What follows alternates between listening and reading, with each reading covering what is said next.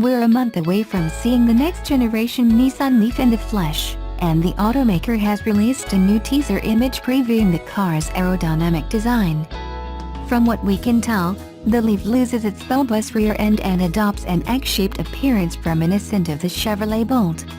Nissan says its engineers redesigned the shape of the vehicle to reduce drag, increasing efficiency and allowing drivers to travel further on a single charge. Also, the new Leaf is lower to the ground than its predecessor, allowing for better stability at high speeds. Other new design features help improve stability when the car encounters strong crosswinds. The next-gen Nissan Leaf will make its world debut on September 6 and go on sale before the end of the year.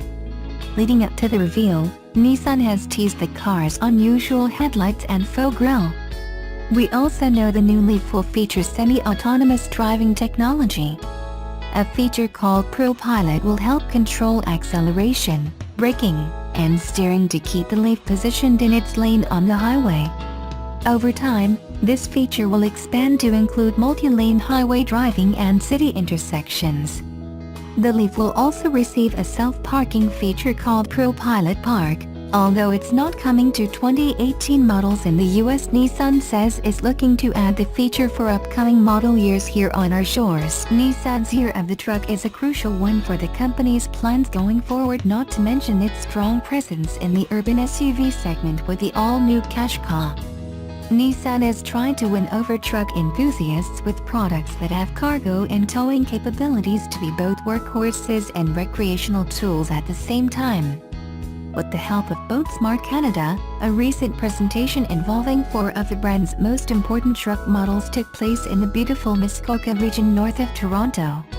Auto123.com was on hand to put to the test the 2017 Pathfinder and Armada SUVs as well as the new 2017 Titan and Titan XT pickups. We towed and launched in a water fishing boat, a 23-feet pleasure boat and even a pontoon. Here's what you need to know: Nissan Pathfinder. This midsize SUV boasts modern looks, a very spacious cabin with seating for 7, a healthy V6 developing 284 horsepower and 259 pounds-ft of torque, 6,000 pounds of towing capacity and a 4WD lock function for low-speed maneuvers. Nissan Armada.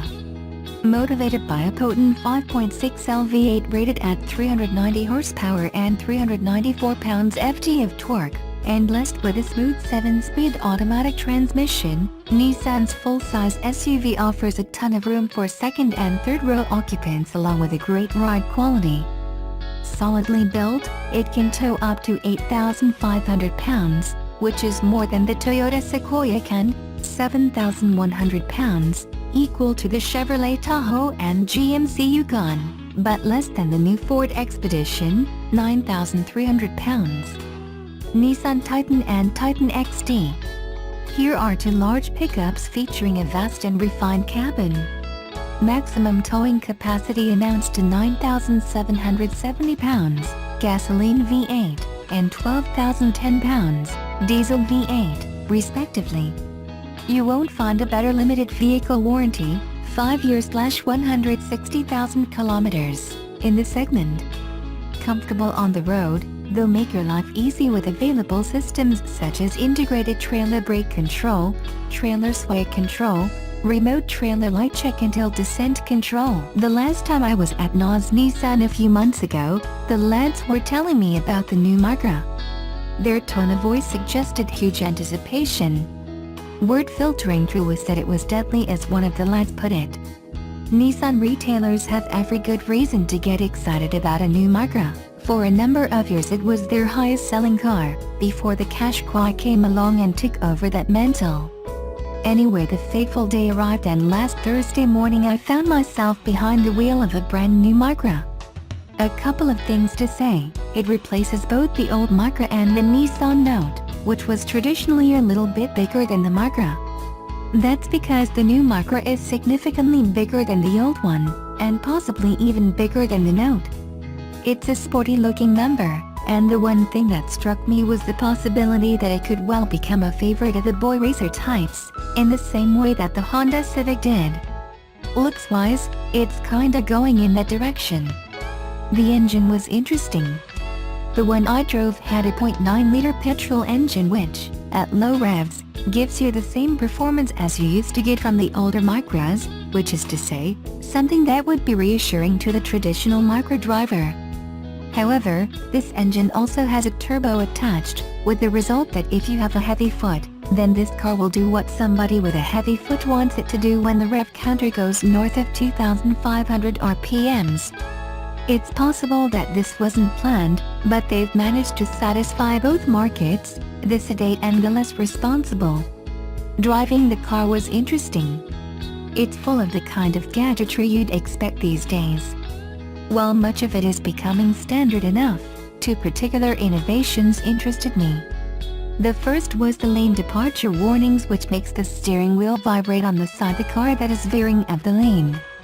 The second, and better one, is a red light in your wing mirror which lights up, and one on the dash also, when there's a car passing you but which might be in your blind spot.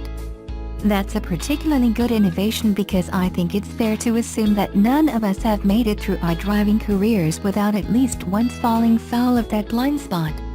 Another thing I noticed was that for a small car, although far from the smallest car I've driven, it feels very solid on the road. The steering was reassuringly heavy and there was very little sway as I floored it around a roundabout. This is a solid car with a good suspension. It's solidly built and comfortable to drive. You know that famous question, if you had to take it for a spin for a weekend in Kerry, would you be happy? Well, yes, I would. I'd imagine it'll be comfortable and fun to drive.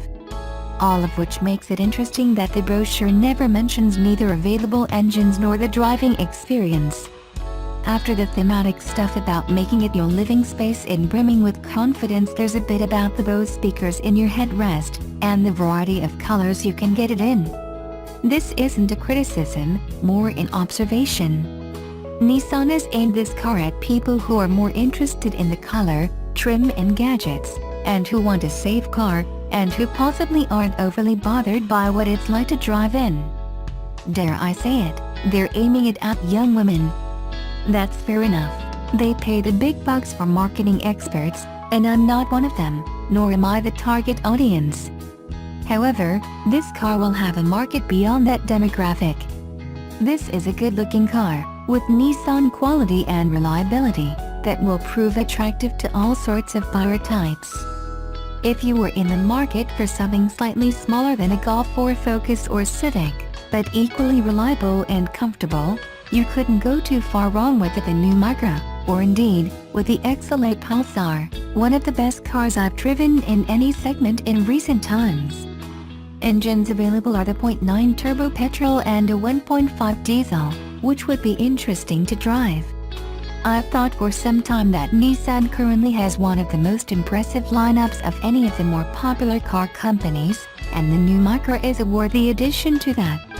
Prices start from $22,250 and go up from there to $25,250, although Nissan also have their various discounts for bangers, so you'd probably get on the road for something quite attractive. Nissan's year of the truck is a crucial one for the company's plans going forward, not to mention its strong presence in the urban SUV segment with the all-new Qashqai. Nissan is trying to win over truck enthusiasts with products that have cargo and towing capabilities to be both workhorses and recreational tools at the same time. With the help of Boatsmart Canada, a recent presentation involving 4 of the brand's most important truck models took place in the beautiful Muskoka region north of Toronto. Auto123.com was on hand to put to the test the 2017 Pathfinder and Armada SUVs as well as the new 2017 Titan and Titan XT pickups. We towed and launched in a water fishing boat, a 23-feet pleasure boat and even a pontoon. Here's what you need to know: Nissan Pathfinder. This mid-size SUV boasts modern looks, a very spacious cabin with seating for 7, a healthy V6 developing 284 horsepower and 259 pounds-ft of torque, 6,000 pounds of towing capacity and a 4WD lock function for low-speed maneuvers. Nissan Armada. Motivated by a potent 5.6L V8 rated at 390 horsepower and 394 pounds-ft of torque, and blessed with a smooth 7-speed automatic transmission, Nissan's full-size SUV offers a ton of room for second and third row occupants along with a great ride quality. Solidly built, it can tow up to 8,500 pounds, which is more than the Toyota Sequoia can, 7,100 pounds, equal to the Chevrolet Tahoe and GMC Yukon, but less than the new Ford Expedition, 9,300 pounds. Nissan Titan and Titan XD. Here are two large pickups featuring a vast and refined cabin. Maximum towing capacity announced to 9,770 pounds, gasoline V8, and 12,010 pounds, diesel V8, respectively. You won't find a better limited vehicle warranty, 5 years/160,000 kilometers, in this segment. Comfortable on the road, they'll make your life easy with available systems such as integrated trailer brake control, trailer sway control, remote trailer light check and hill descent control.